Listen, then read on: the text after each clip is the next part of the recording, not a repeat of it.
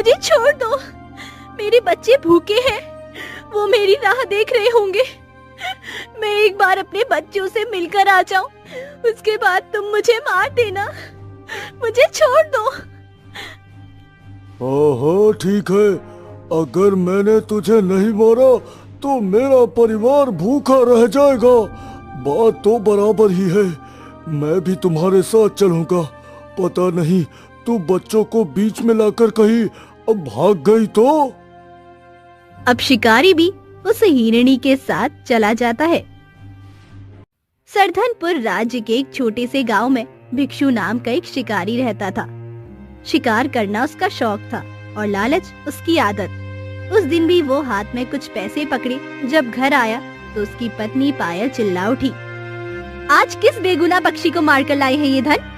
आपको बेजुबान जानवरों पर जरा भी दया नहीं आती जी। अरे कैसी दया, इस धन को देख, इसे देखकर बस खुशी ही खुशी मिलती है। हाँ। एक बार तो सोचिए ना जी, मासूम परिंदों और जानवरों को मारकर आप बेच देते हो। इस धन से हमारा कैसे कल्याण होगा? अरे पाप लगेगा हमें इस धन से, पाप। अरे ज्यादा ज्ञान मत दे मुझे, ठीक है? सबसे बड़ी ताकत होती है धन, और मुझे धन चाहिए जो मुझे शिकार से मिलता है। और ये पाप वाप कुछ नहीं होता। हा? अरे पर मेरी बात तो। अरे बस कर भाग्यवान, तू 1000 बार बोलेगी तो भी मैं नहीं छोड़ूंगा शिकार करना। चल अब सोने दे मुझे, शिकार करके थक गया हूँ मैं। हाँ। इतना बोलकर शिकारी सोने चला जाता है।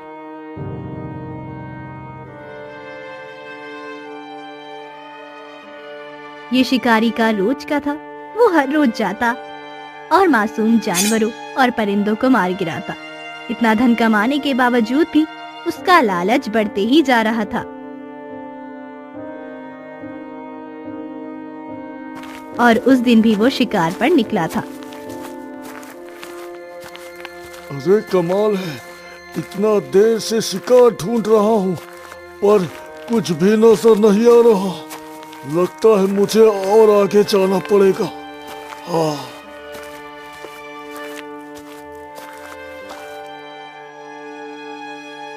शिकारी शिकार की तलाश में चलते चलते काफी दूर निकल जाता है। तभी उसकी नजर एक खूबसूरत से पेड़ पर पड़ती है जिस पर एक तोता होता है। वो बेहद ही खूबसूरत और बाकी तोते से काफी अलग था। वो एक डाल से दूसरी डाल पर उछल कूद कर रहा था। उसे देख शिकारी की आंखें खुशी से चमक उठी। अरे ये तोता तो कोई आम तोता नहीं लगता, कुछ तो खास है इसमें। ये बड़ा कीमती मालूम होता है, पर इसको मार दूं या फिर।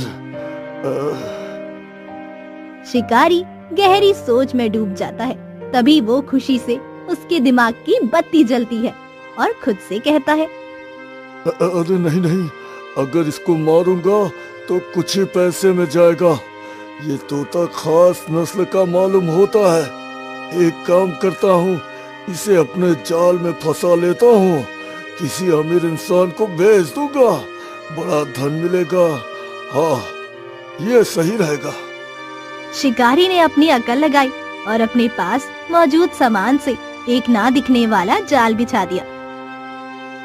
हाँ, जाल तो बिछा दिया, अब बस इसे अपने जाल में फंसाने के लिए चारा डालता हूँ, तभी ये जाल में फंसेगा। हाँ।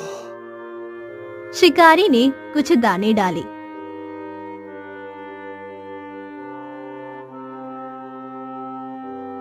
तभी तोते की नजर दानों पर पड़ी तो तोता खुशी से चीख उठा, अरे वाह, इतने लजीज दाने और साथ में मिर्ची भी। इतने दिन बाद आज तो मेरी किस्मत मेहरबान हो गई।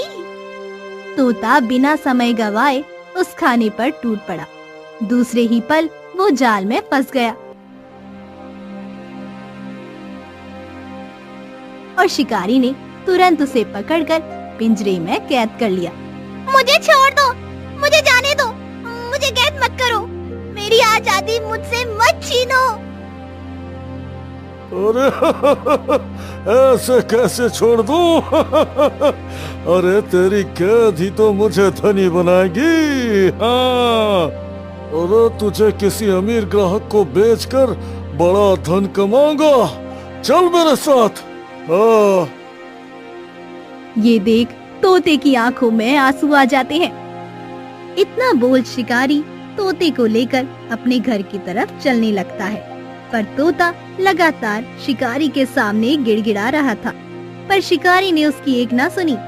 जब तोते के रोने से शिकारी तंग आ गया तो वो वहीं रुक गया और बोला, देखो मैंने कहा ना, कितना भी बोल लो मैं तुमको नहीं छोड़ूंगा, क्योंकि मुझे धन चाहिए, धन। हाँ। ठीक है, अगर तुमको धन ही चाहिए तो मैं तुमको इससे कई ज्यादा धन दिला सकता हूँ, पर उसके लिए आपको मेरी बात माननी होगी। और मैं कैसे तुम पर भरोसा कर लूं? हाँ? क्योंकि मैं कोई आम तोता नहीं हूँ। मैं भविष्य देख सकता हूँ, कब कहाँ क्या होने वाला है मैं सब पता लगा सकता हूँ, और अपनी इसी खूबी से मैं तुमको इससे अधिक धन दिला सकता हूँ। बस शर्त ये है कि तुम मुझे इस पिंजरे में कैद नहीं करोगे। मैं तुम्हारे साथ ऐसे ही तुम्हारे घर चलने के लिए तैयार हूँ। ये सुनकर कुछ पल के लिए शिकारी सोच में पड़ जाता है। कुछ देर सोचने के बाद वो तोते से कहता है, हाँ ठीक है, मैं करता हूँ तुम्हें आजाद, और अगर मुझे धोखा देने का सोचा भी तो देख लेना, मैं जान ले लूंगा तुम्हारी। हाँ ठीक है मालिक, आज से आप मेरे मालिक हुए। मेरे होते हुए आपको धन की कमी नहीं होगी। शिकारी तोते को पिंजरे से आजाद करके उसे घर ले आ।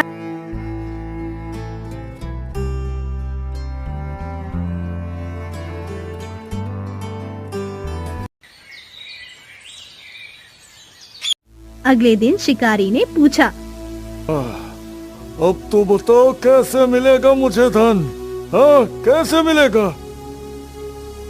मैं जानता हूँ क्या होने वाला है। इस राज्य सरदानपुर के राजा की बेटी शिविका किसी युवक से चोरी चुपके मिलने जाती है। अरे तो उसमें मैं क्या करूँ? अगर राजकुमारी शिविका किसी युवक से मिलती है तो? हाँ? यही तो बात है। राजकुमारी जिस युवक से मिलती है वो राजकुमारी का फायदा उठाना चाहता है और राजकुमारी को मूर्ख बना रहा है, और यही बात तुमको राजा को बतानी होगी, जिसके बदले राजा तुमसे खुश होकर तुमको धन दे देगा। हाँ ठीक है, देखता हूँ तुम्हारी बात सही साबित होती है या नहीं। मैं भी जाता हूँ राजमहल। हाँ। थोड़ी ही देर में शिकारी राजमहल की ओर निकल जाता है।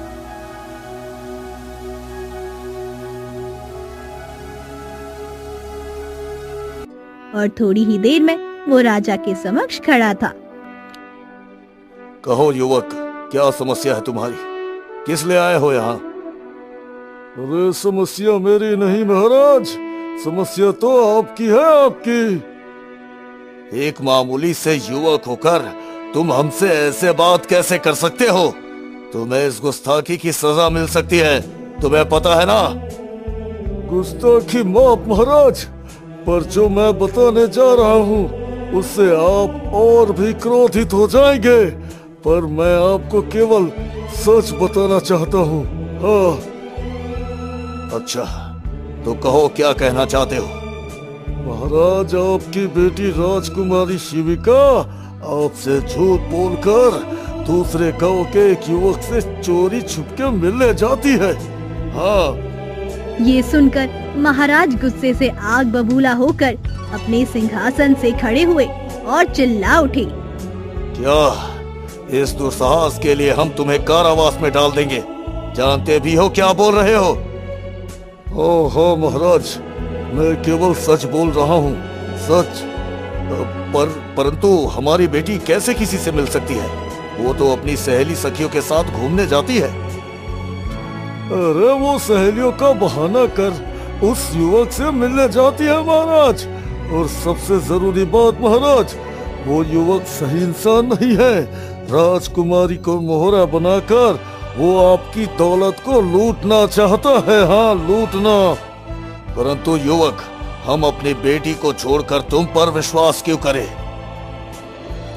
ओ ठीक है महाराज, मैं आपको सबूत ला कर दूंगा।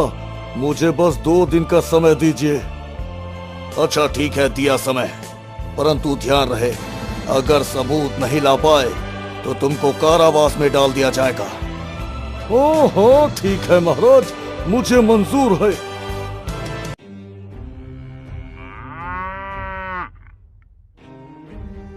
शिकारी बाहर आकर सोचने लगता है। ओह, बुरे फंस गए बेटा। अगर सबूत ना ला पाए और तोते की कही बात झूठ निकली तो मैं तो बेमौत मारा जाऊंगा। हे भगवान, अब तो बुरा फंसे। खैर, अब पता लगाना ही होगा कि आखिर सच क्या है। हाँ।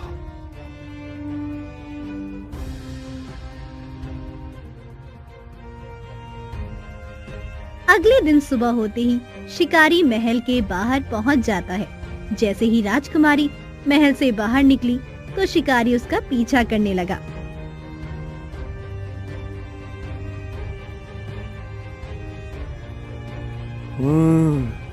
अब राजकुमारी का पीछा करता हूँ, देखता हूँ कहाँ जाती है। हाँ।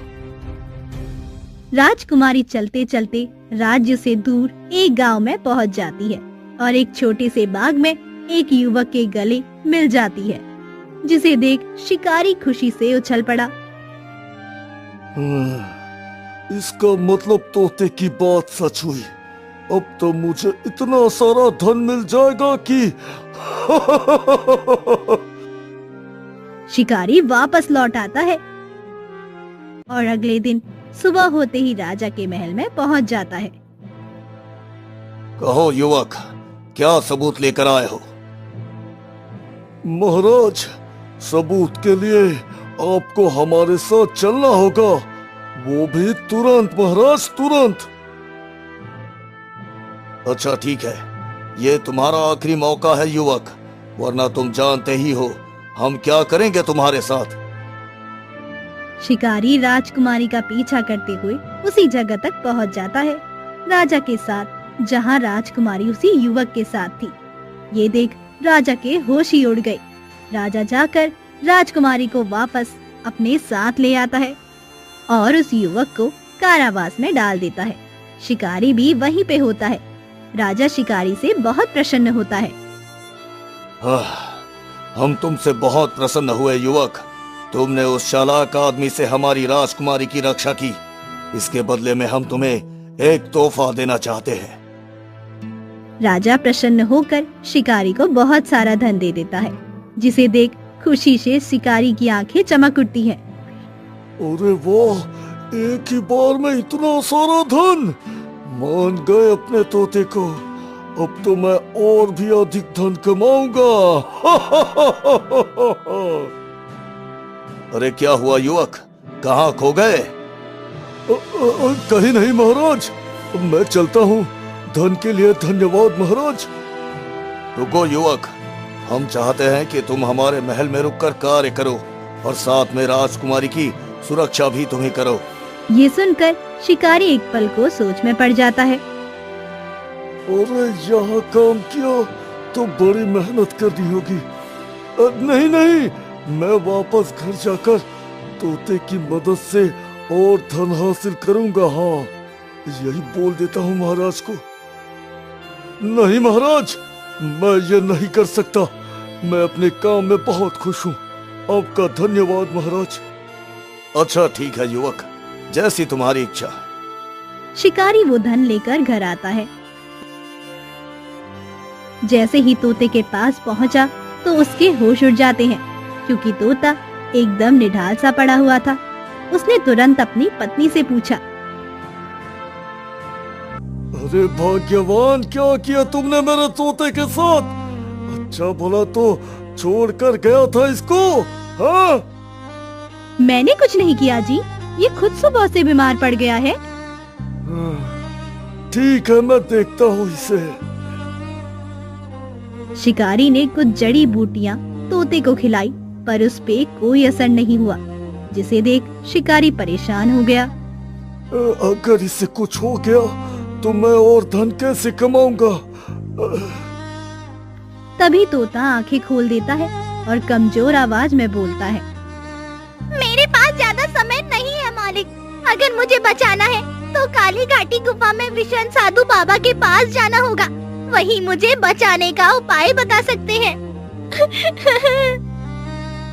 ठीक है, मैं बाबा के पास जाऊंगा, तुम आराम करो। शिकारी को और धन कमाना था, इसीलिए वो तोते को मरने नहीं दे सकता था। वो काली घाटी गुफा में विषण साधु बाबा के पास पहुंच जाता है। मेरी मदद कीजिए बाबा, मेरी मदद कीजिए। मुझे मेरे तोते को बचाना है और उसका उपाय केवल आप ही बता सकते हैं बाबा, केवल आप ही बता सकते हैं। उपाय तो बता दूंगा बालक, परंतु क्या तुम कर पाओगे? उस कठिन मोह माया के जाल से भरे रास्ते पर चल पाओगे? हाँ बाबा, आप बस रास्ता बताएं, क्या करना है? रहस्यमयी चमत्कारी पानी जो केवल काल गुफा के पास मिलेगा, जो कि पश्चिम छोर पर है। परंतु याद रहे, वो जल पाना इतना आसान नहीं, खुद की जान को भी दांव लगाना होगा। मुझे मंजूर है बाबा, मुझे हर हाल में अपने तोते को बचाना है। मैं तुरंत ही निकलता हूँ। हाँ बाबा। शिकारी पश्चिमी छोर की तरफ चलने लगता है।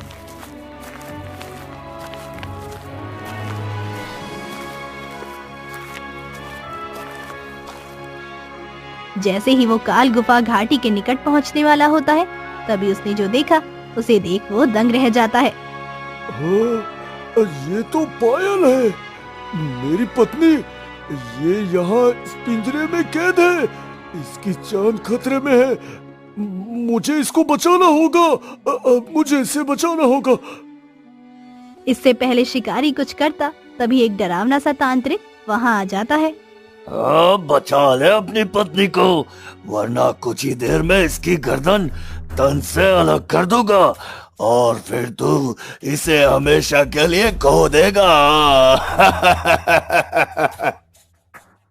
अरे नहीं नहीं नहीं नहीं, मेरी पत्नी को कुछ मत करना। तुम जो बोलोगे मैं वो करूंगा। मेरी पत्नी को छोड़ दो। बोलो बोलो, मुझसे क्या करवाना है तुम्हें? तुम्हें अपने हाथ को काटकर खून की कुछ बूंदें देनी होगी, जिससे मैं अपनी तपस्या पूरी कर पाऊंगा। ओहो, ठीक है, मैं तैयार हूँ। बस मेरी पत्नी को छोड़ दो, जाने दो उसे। जैसे ही शिकारी तांत्रिक की तरफ बढ़ने लगा, तभी उसके कदम रुक जाते हैं। अरे ये कैसे हो सकता है? पायल तो घर पर थी, तो इस तांत्रिक की कैद में कैसे आ गई? और साधु बाबा ने भी कहा था कि सब मोह माया होगी, भरम का जाल होगा। हाँ, ये जरूर भरम है। मुझे इस तांत्रिक की बात नहीं माननी है, मुझे आगे बढ़ना है। हाँ। शिकारी तांत्रिक को छोड़ काल गुफा की तरफ बढ़ने लगता है। तांत्रिक गुस्सा होकर पीछे से आवाज लगाने लगता है। अरे बचा ले अपनी पत्नी को, वरना ये मर जाएगी। रुक जा शिकारी, तू ऐसे नहीं जा सकता।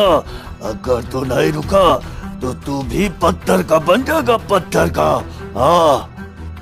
शिकारी को पूरा यकीन था कि ये भ्रम है। उसने हिम्मत की और आगे बढ़ता गया। तभी वो आवाजें आना बंद हो जाती है। शिकारी ने जैसे ही पलटकर देखा तो हैरान रह गया। वो सब गायब कैसे हो गया? मेरा भरम ही था, सही कहा था साधु बाबा ने। अब मुझे अपनी मंजिल की और बढ़ना चाहिए। अब मुझे वो पानी चाहिए। हाँ। जैसे ही वो कुछ दूर और चला तो फिर दंग रह गया, क्योंकि उसका वही तोता एक डाल पर बिल्कुल स्वस्थ बैठा था। मालिक, आप कहाँ जा रहे हो वो जल लेने? देखो, मैं बिल्कुल स्वस्थ हो गया हूँ। अब आपको कोई जल लाने की आवश्यकता नहीं है। ये कैसे हो सकता है? मेरा तोता तो घर पर बीमार है। बाबा ने बोला था कि जल के बिना तोता ठीक नहीं होगा। नहीं नहीं, इसका मतलब मेरी पत्नी की तरह ये भी एक भ्रम ही है। हाँ, मुझे आगे बढ़ना होगा। इतना सोच दिमाग को झटक कर शिकारी आगे बढ़ने लगा। मालिक, आगे मत जाइए, आगे खतरा है, रुक जाएं। मेरे लिए अपनी जान को जोखिम में न डालें। देखिए, मैं बिल्कुल स्वस्थ हूँ, देखिए। परंतु शिकारी ने मुड़कर ना देखा और कुछ ही देर में वो मोह माया से बना तोता भी गायब हो जाता है। चलते चलते आखिर में वो उस चमत्कारी रहस्यमय पानी के तालाब पर पहुंच ही जाता है। अरे वाह, आखिर ये तालाब मिल ही गया। जल्दी से पानी लेकर इस बोतल में भर लेता हूँ। हाँ। जैसे ही शिकारी पानी लेने लगा, तभी तालाब के अंदर से एक रहस्यमय आवाज आती है। रुक जाओ इंसान, तुम ये जल ऐसे नहीं ले सकते। अगर तुम्हें ये जल चाहिए तो तुम्हें मेरी 2 इच्छा पूरी करनी होगी। अगर नहीं कर पाए तो ये जल तुमको कभी नहीं मिलेगा। अरे तुम कौन हो? मैं जलदेव हूँ, इस रहस्यमय चमत्कारी तालाब का मालिक। अरे मैं कैसे मान लूं कि तुम जलते हुई हो? अगर ऐसा है तो मेरे सामने आओ। अच्छा ठीक है, मैं तुम्हारे सामने आता हूँ। तभी समंदर में तूफान सा उठ जाता है और जल देवता प्रकट हो जाते हैं। प्रणाम जलदेव, मुझे ये जल चाहिए। अगर नहीं मिला तो मेरा तोता मर जाएगा जलदेव, मर जाएगा। हाँ हाँ, तुम्हें जल मिल जाएगा, पर उसके लिए तुमको मेरी 2 इच्छा पूरी करनी होगी। बोलो, क्या कर पाओगे? और अगर नहीं कर पाए तो ये जल तुम नहीं ले जा सकोगे। ठीक है जलदेव, मेरे पास इसके अलावा कोई और रास्ता नहीं है। बताओ क्या करना है? मेरी पहली इच्छा, यहाँ पर एक खूंखार भेड़िया रहता है। वो हर रोज यहाँ पर आता है और पानी पीते पक्षियों को मार खाता है। तुम्हें उस भेड़िए का अंत करना है। हाँ ठीक है जलदेव, और दूसरी इच्छा क्या है?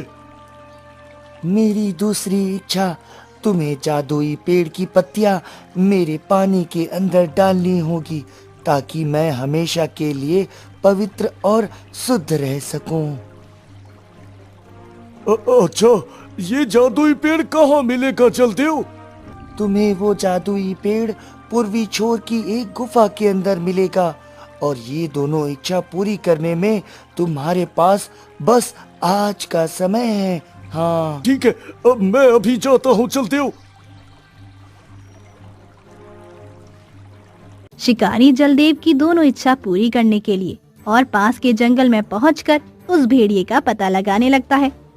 तभी उसने कुछ लोगों को बात करते सुना, जो उसी भेड़िए के बारे में बात कर रहे थे। अरे उस भेड़िए ने तो सबका जीना हराम किया हुआ है। इतना खतरनाक भेड़िया, उसे कोई भी खत्म कैसे करे? हाँ हाँ, सही कहा। गांव में तो इतनी हिम्मत किसी में नहीं जो उस खूंखार भेड़िए को खत्म कर दे। अब तो भगवान का कोई फरिश्ता ही हमें उससे बचा सकता है। हाँ अरे अब तो इस भेड़िए को खत्म करना ही होगा। हाँ। शिकारी भेड़िया को ढूंढते ढूंढते उसके ठिकाने पर पहुंचा जाता है, पर भेड़िया अपना निशाना लगाए हुए था। वो एक हिरण पर हमला करने वाला था। तभी शिकारी ने फुर्ती से तीर चलाया और तीर भेड़िए को चीरते हुए लगा, जिससे 2 ही पल में भेड़िए की दर्दनाक मौत हो जाती है। वाह, एक इच्छा तो पूरा हुआ। अब दूसरा इच्छा के लिए पूर्वी छोर की तरफ जाना होगा। चलो चलता हूँ। चलते चलते शिकारी पूर्वी छोर की उस गुफा तक पहुंच गया।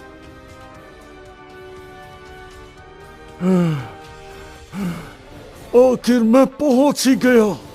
बस अंदर जाकर मुझे जादुई पत्तियां लेनी होगी। जैसे ही शिकारी ने अंदर पैर रखा, तभी वो काली अंधेरी गुफा सुनहरी रोशनी में बदलकर एक खूबसूरत सा बाग बन गई। और उस बाग में सबसे अलग और खूबसूरत नजर आता वो सुनहरी पत्तियों का जादुई पेड़ देख शिकारी ने जल्दी से कुछ पत्तियां तोड़कर अपने सामान में रख ली और तुरंत ही वहां से निकलकर जलदेव के पास पहुंच गया। और वो सुनहरी जादुई पत्तियां उस समंदर में डाल दी, जिससे वो तालाब एक खूबसूरत सी खुशबू से महक उठता है। वाह शिकारी, तुमने मेरी दोनों इच्छाएं पूरी कर दी। ना सिर्फ इच्छाएं पूरी की, बल्कि मेरा जीवन सुकून से भर दिया। अब मैं तुमको आज्ञा देता हूँ ये जल लेने की। ले जाओ ये जल। बहुत बहुत धन्यवाद जलदेव, बहुत बहुत धन्यवाद।